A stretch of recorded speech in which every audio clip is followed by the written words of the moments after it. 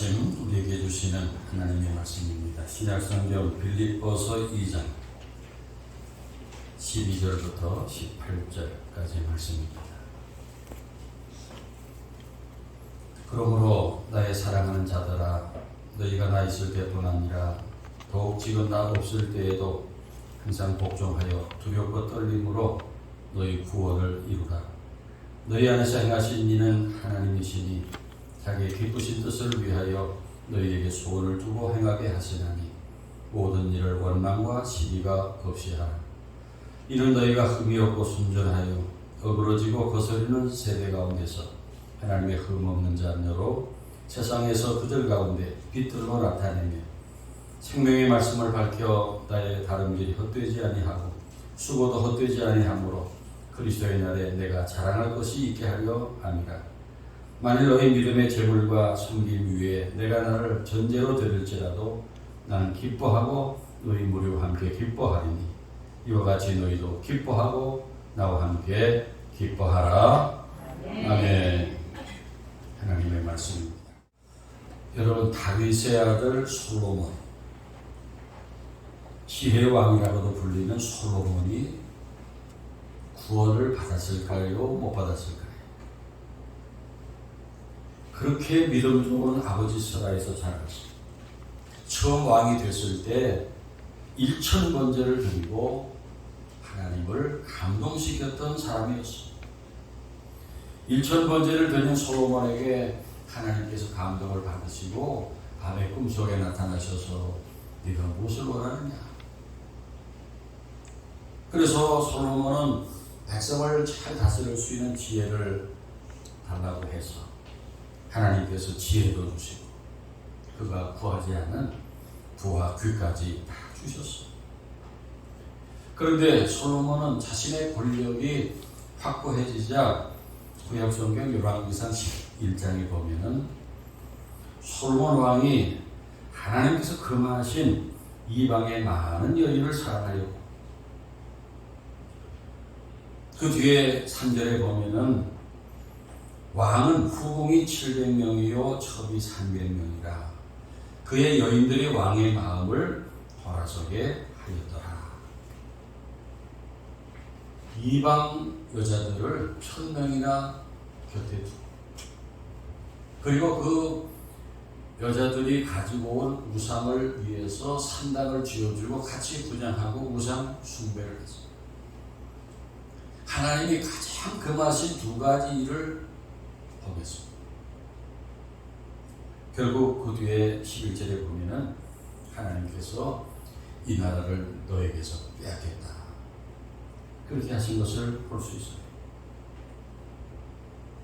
그렇게 수많은 여인들을 후궁과 첩으로 두고 온갖 우상 숭배에 빠졌던 솔로몬이 구원을 받았을까요? 이 구원의 문제는 하나님의 영역이라 단정 지을 수 없지만 제가 생각할 때는 아무래도 구원받지 못했을 것 같습니다. 또 예수님을 배반했던 제자 가룟 유다, 예수님의 제자였던 가룟 유다가 구원받았을까요? 저는 구원받지 못하고 지옥에 떨어졌을 것이라 생각합니다. 그리고 생각해 보세요. 지난날 우리들과 같이 교회 생활하고 예배 드리고 찬양대원, 교회학교 교사를 했던 많은 교우들 중에 믿음에서 떠난 사람들이 많습니다. 여러 가지 이유로 시험에 들어서, 또 신앙생활의 흥미를 잃어버려서, 또 믿지 않는 사람하고 결혼해서 여러 가지 이유로 믿음에서 떠난 사람들이 많이 있어요. 구원의 길을 가다가 구원에 이루지 못하고 도중에 포기한 사람들이 많습니다. 오늘 본문 12절은 우리들에게 너희 구원을 이루라 하고 말씀합니다. 구원을 이루라는 말씀이 무슨 뜻일까요? 우리가 이미 구원 받았는데 또 이루어야 될 구원이 있습니까? 당시 말씀의 수신자였던 빌립보 교회 성도들, 또 여기 계시는 저와 여러분들은 다 예수 믿고 구원받지 않았어요? 구원받았습니다. 예수님이 우리 죄를 사해 주시기 위해서 십자가에 못 박혀 우리 죄를 대속해 주셨고, 그리고 부활하셨습니다. 우리는 그 십자가의 공로를 믿기 때문에 그 믿음의 공로로 하나님의 자녀가 된 것을 우리는 믿습니다. 그렇게 우리들이 구원을 받았는데, 구원을 이루라는 말은 무슨 의미일까요? 너희 구원을 이루라는 구절을 영어 성경 NIV로 찾아보니까 Continue to work out your salvation 이렇게 되어 있어요. 거기 이룬다는 그 workout이라는 그 표현은 어떤 때 쓰는 말이냐면은 헬스클럽에서 아령이나 역기를 들고 운동할 때 쓰는 표현이에요. 땀을 흘리고 노력하는 것을 의미하는 말입니다. 그리고 이루라고 하는 말은 구원을 계속 이루어가라는 뜻입니다. 베드로전서 2장 2절에도 갓난아이들 같이 순전하고 신령한 것을 사모하라. 이는 이로 말미암아 너희로 구원에 이르도록 자라게 하려 함이라고 말씀합니다. 구원에 이룰 수 있도록 자라도록 신령한 젖을 사모하라, 신령한 젖을 먹어라 말씀하는 것입니다. 여러분, 우리가 받은 구원은 신비의 영역에 속하는 것입니다. 그래서 이 구원을 말하면서 영어로 already but not yet 이라고 말을 하기도 합니다. 예수 믿는 성도들은 already 이미 구원을 받았어. 하나님의 자녀가 됐지만은 아직 최종적인 구원은 not yet, 아직 완성된 것이 아니기 때문에 그 최종적인 구원을 위해서 우리가 이루어 가야 한다는 것입니다. 예를 들어서 젊은 남녀가 이제 결혼을 했습니다. 결혼해서 부부가 되었지만은 결혼했다고 결혼을 이룬 것은 아니에요. 그때부터 시작이에요. 결혼한 이후에 이루어야 할 일들이 얼마나 많습니까? 부부가 서로 다른 성격, 스타일을 잘 조화시켜서 행복하게 사는 것, 또 아들을 딸을 낳아서 잘 기르고 행복한 가정을 만드는 것, 그리고 그 약속한 것을 목숨이 닿을 때까지 지키는 것, 그랬을 때 결혼을 이루었다, 그렇게 말할 수 있습니다. 그것을 신학적으로 성화라는 말로 표현하기도 합니다. sanctification. 우리 장로교에서는 잘 쓰지 않는 말인데 감리교, 성결교, 순복음교에서는 이 성화라는 말을 많이 씁니다. 그 교리에도 아주 중요한 교리. 구원받은 이후에 예수님을 닮고 거룩해지는 과정을 성화라고 말합니다. 그렇게 구원을 이루는 것, 정말 우리에게 필요한 과정이에요. 구원은 받았지만은 아직까지 성화되지 못한 부분들이 많아요. 인생관, 가치관, 인간관계, 사고방식, 생활 스타일, 얼굴 표정, 언어 등 우리가 그리스도인으로서 성숙해지고 이루어가야 할 부분이 얼마나 많은지 모릅니다. 바울은 오늘 말씀에서 그리스도인들이 이루어야 할 구원을 완성해야 할 우리들의 삶이 어떤 것이냐 교훈합니다. 첫째는 원망과 시비가 없는 삶입니다. 본문 14절에 모든 일을 원망과 시비가 없이 하라 하였습니다. 여기 우선 강조하는 것이 모든 일이에요. 우리들이 하는 일, 또 또 부딪히는 모든 일에 원망과 시비가 없게 하라는 뜻입니다. 여기 원망이라는 것은 이것은 하나님과의 관계에서 나타나는 문제예요.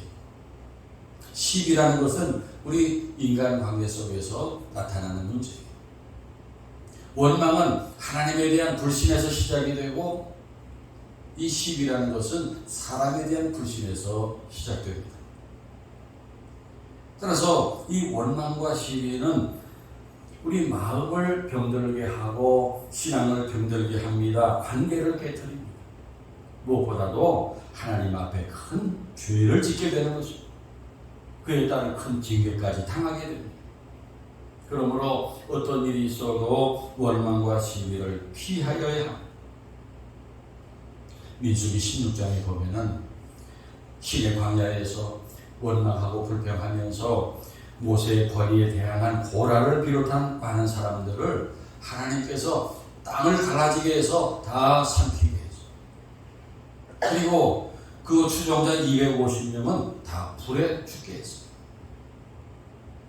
백성들이 그것을 다 지켜봤는데, 그러면은 원망과 시비를 없게 해야 되는데, 그런데 그 다음날 다시 그 모세와 아론을 원망하다가 그날에 14,700명이 연병으로 죽는 일이 벌어집니다.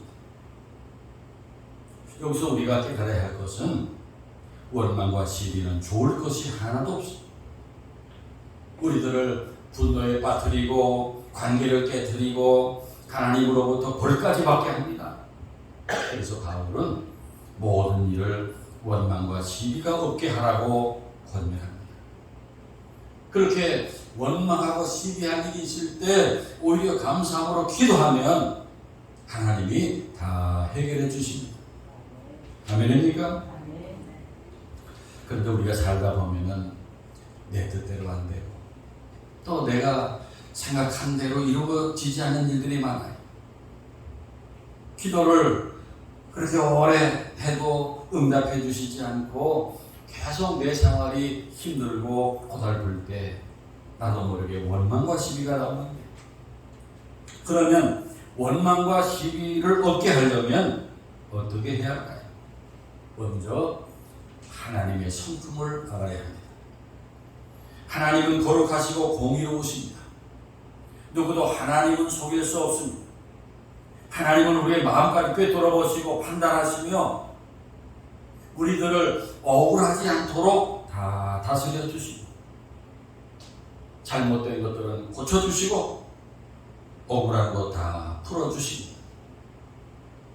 그러므로 마음의 불평과 원망이 생길 때마다 우리는 하나님이 어떤 분이신가를 생각해야 합니다. 시편의 다윗의 노래들을 보세요. 여호와 하나님은 우리의 선한 목자가 되십니다.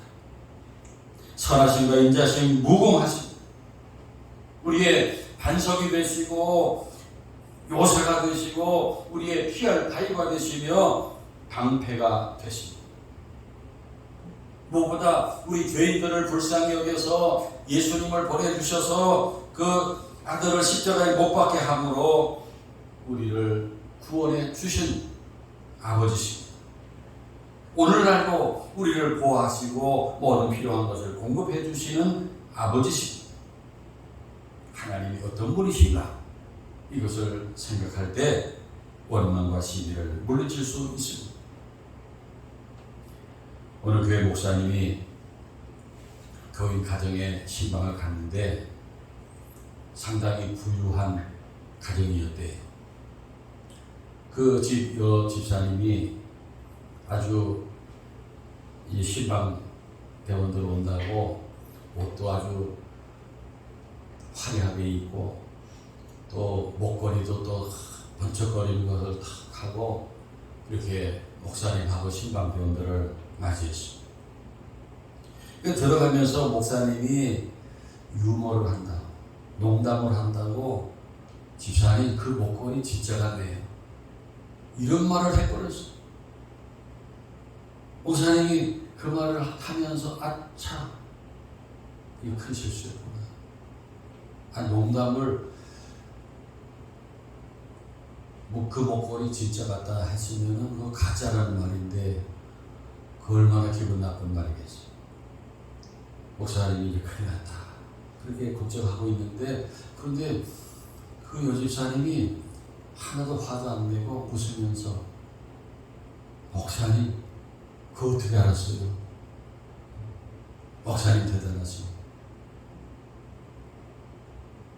진짜는 금고 속에다 넣어놓고 보던 때는 제가 이 가짜를 하고 다녀요. 그러면서 깔깔거리고 웃더래요.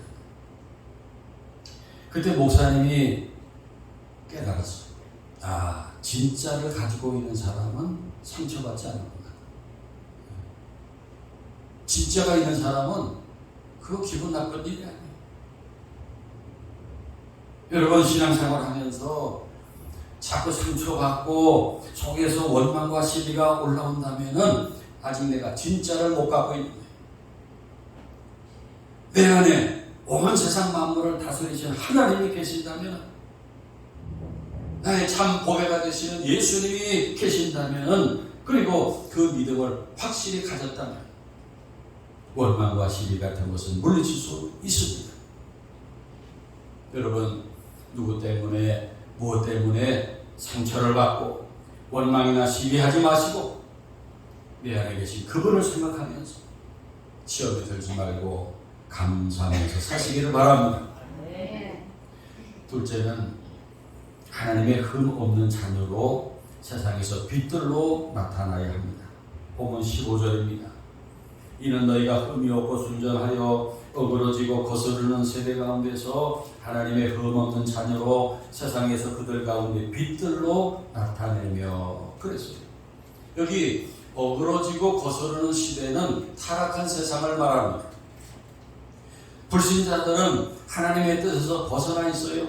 어그러지고, 그리고 의도적으로 하나님의 말씀을 거역합니다.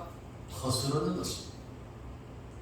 그런 어그러지고 거스르는 세대 가운데서 빌립보 교회 성도들이 힘써야 될 사명은 바로 흠이 없고 순전하게 사는 것이었습니다. 바울은 빌립보 교회 성도들에게 세상에서 그들 가운데 빛들로 나타내라 명합니다. 어두운 세상에서 자신을 밝은 빛이 드러나도록 살아가는 것입니다. 어떻게 살아야 할까요? 빛을 비추는 것은 곧 행실을 바르게 하는 것입니다. 앞에서 말씀드린 원망과 시비는 믿는 자로서 바른 행실을 할 수 없습니다. 다툼과 허영도 그리스도인들에게 옳은 일이 아닙니다. 빛의 자녀들은 어둠의 세상에서 항상 바르게 가야 합니다. 그래야 어그러지고 거스르는 세대에서 밝은 빛이 될 수 있습니다.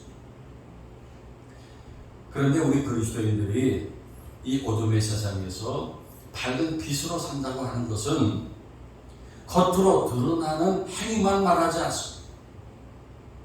구약의 율법은 밖으로 드러나는 그 행위만, 결과만을 가지고 판단하고 벌을 받았습니다. 그런데 신약에 와서 우리 예수님은 그 기준을 완전히 바꾸어 놓으셨는데 우리들에게 더 엄격한 기준을 제시해 주셨습니다. 신약성경 마태복음 5장에 그 산상수호의 말씀을 보면은 율법에 가늠하지 말라 하신 말씀에 대해서 예수님은 행위만이 아니라 마음의 음욕을 품는 것도 가늠한 것이다. 또 남의 것을 탐내는 것도 이미 도둑질한 것이다. 남을 죽이고 싶다는 생각을 품었다면 이미 살인한 것이다.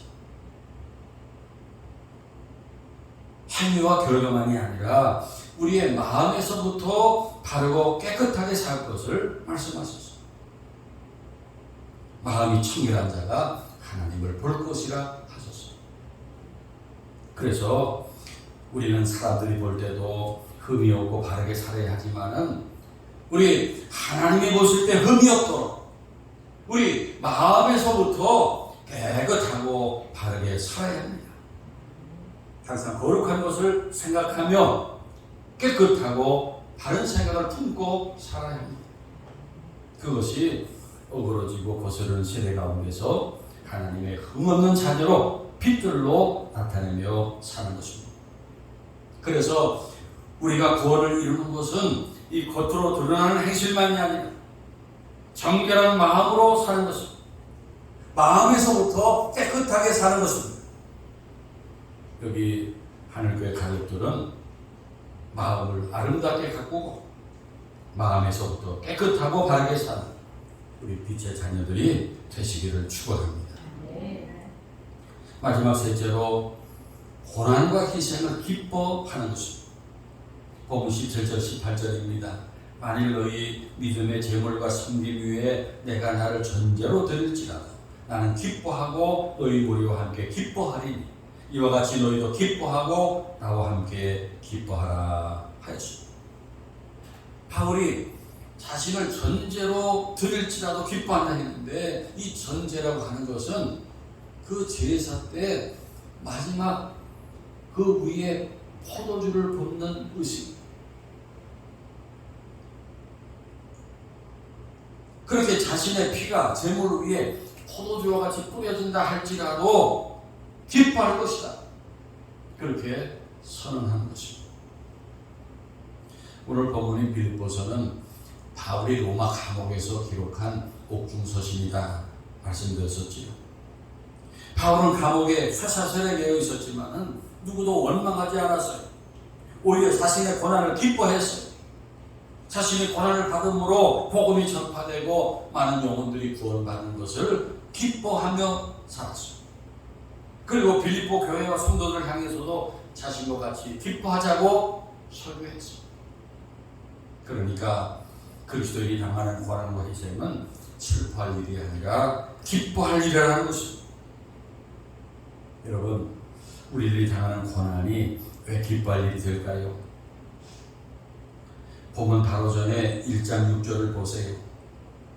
너희 안에서 착한 일을 시작하시니까 그리스도 예수의 날까지 이루실 줄을 우리는 확신하노라. 여러분, 우리를 부르신 이도 하나님이시고 우리들을 통해서 착한 일을 시작하신 이가 하나님이십니다. 오늘 말씀 2장 13절도 보세요. 너희 안에서 행하시는 이는 하나님이시니 자기의 기쁘신 뜻을 위하여 너희에게 소원을 두고 행하게 하신다. 그래서 하나님께서 당신의 기쁘신 뜻을 위해서 우리 마음에 소원을 품게 하셔서 행하게 하신다고 했어요. 그러니까 우리가 예수 믿고 믿음 생활 시작한 것, 하늘교회 다니기 시작한 것, 또 좋은 배우자 만나서 결혼 생활 시작한 것, 또 우리들 세상에 사는 모든 일들도 시작하신 이가 누구십니까? 하나님이십니다. 아멘입니까? 네. 그렇게 하나님께서 시작하신 일들을 어떻게 하실 것이냐? 1장 6절 뒤에 보세요. 이루실 줄 우리는 확신하노라. 할렐루야. 네. 이루실 줄 우리는 확신하노라. 그렇게 하나님께서 나를 불러서 자녀 삼으시고 하늘교회 교인되게 하시고 나를 통해서 여러 가지 소원을 품고 일하게 하신 모든 일들을 하나님이 시작하셨기 때문에 하나님께서 이루실 것입니다. 그렇게 하나님께서 이루어 주실 것을 생각할 때 우리는 기뻐할 수 있습니다. 도중에 이런저런 장애물이 있고 이런저런 고통이 있고 방해가 있어도 하나님께서 시작하신 일 하나님께서 완성해 주실 것입니다. 그렇게 하나님께서 이루어 주실 일들을 마음속에 그려보시기 바랍니다. 현재 여러분이 간절히 기도하는 문제들 하나님께서 가장 좋은 것을 해결해 주실 것입니다. 아름답게 만들어 주실 것입니다. 여러분의 가정에, 여러분의 자녀들에게, 여러분의 미래에, 여러분의 건강 문제도 마찬가지예요. 여러분 안에 착한 일을 시작하신 이가 그 일을 가장 최선의 것으로 완성시켜 주실 것입니다. 그러므로 현재 이런저런 고난과 고통을 당하는 것, 슬퍼할 일이 아니에요. 오히려 기뻐할 이유입니다. 그리고 우리의 모든 문제들, 어려운 일이 생길 때마다 그 문제를 맡길 수 있는 분이 계시잖아요. 그것이 기쁜 일이에요.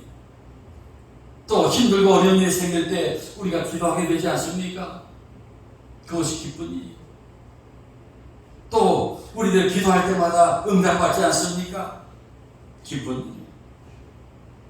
그리고 우리들의 고생을 통해서 교회가 힘을 얻고 교인들이 섬김을 받고 내 주변의 사람들이 감동을 줘서 예수 믿게 되는 것이 기쁜 일이에요. 사랑하는 여러분, 오늘 하나님의 말씀은 우리들에게 구원을 이루라고 말씀하십니다. 특별히 항상 복종하여 두렵고 떨림으로 너희 구원을 이루라.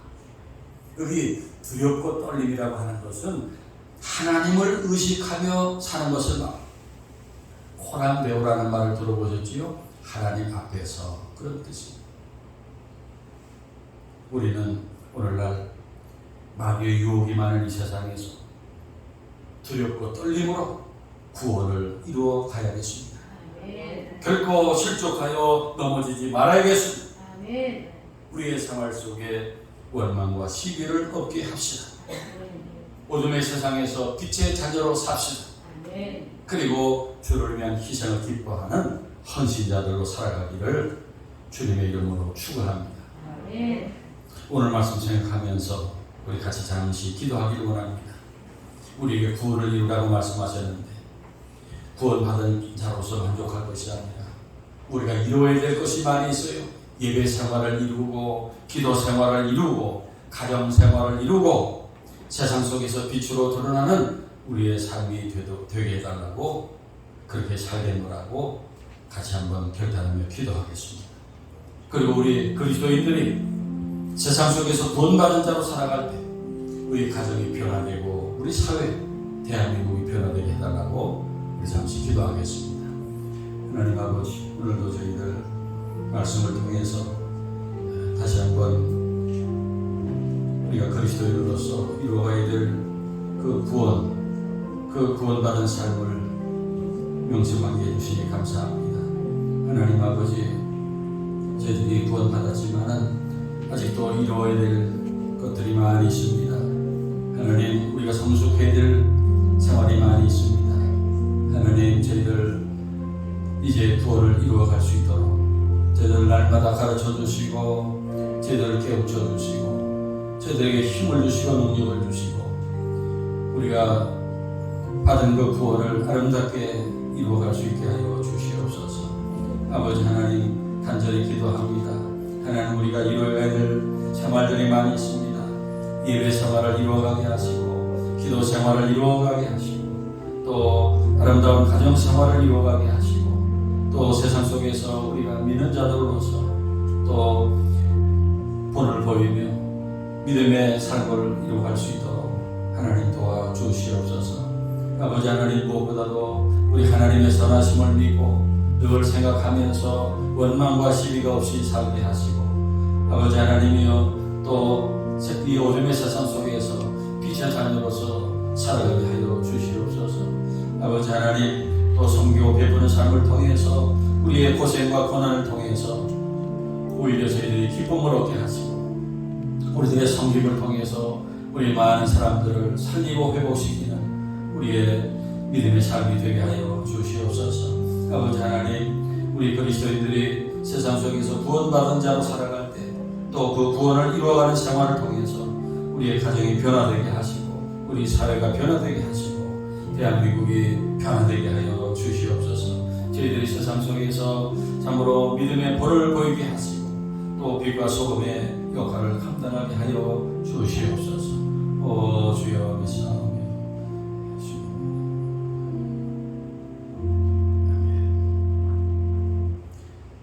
우리의 구원의 반석과 피난처가 되시며 선한 목자가 되시는 하나님 아버지, 저희들이 구원받은 자로서 가정에서 교회에서 세상에서 합당하게 살지 못했음을 회개합니다. 오늘 빌립보서를 통해 주신 도전의 말씀을 저희가 명심하고 어디에서나 구원을 이루며 사는 하늘 가족들이 되게 하옵소서. 원망과 시비가 없게 하시고 어두운 세상 속에서 밝은 빛이 되게 하시며 고난과 희생을 기쁨으로 삼고 사는 참 그리스도인이 되게 하옵소서. 예수 그리스도 이름으로 기도하옵나이다. 아멘.